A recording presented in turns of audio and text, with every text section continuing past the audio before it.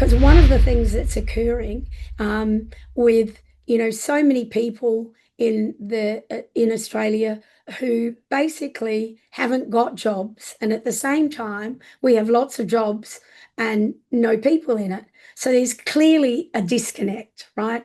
So it was really about how can we solve this wicked problem? Because just saying the answer is put people through training courses, because even with free, it's not achieving what needs to be achieved. So we spent a lot of time looking at what was happening internationally and have got very actively involved in the open recognition community for that reason, where you're really seeing a philosophy, particularly in Europe and increasingly in the US, of if we really want to give people opportunities, we need to work out how we can recognize what their life-wide skills are in addition to what they actually do as a job.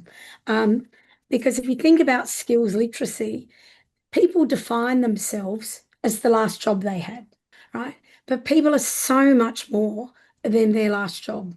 And as Mark said, job descriptions are woefully inadequate. And interestingly, a lot of the data that's being used to measure, what skills are needed are actually based on job descriptions. And ironically, in a world of AI, where you've now got people writing perfect resumes and then AI evaluating the perfect resumes, what we're hearing more and more from employers is that actually the process of recruitment is getting harder and harder because they actually can't tell, who actually has got skills. So it's better to actually think about what are the things that AI is not going to be able to do. And that are a lot of those people-based skills.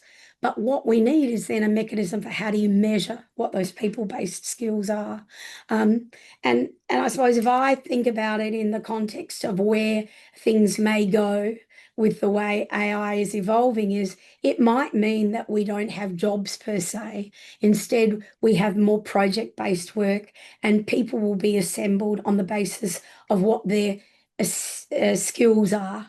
And so it will be about what your skills are that matter and not about your titles. And that'd be my attempt at saying what I think the future might look like. Our focus is really to try and get people to think about doing things differently and recognizing people's skills without saying your only solution is for you to go and do a full course.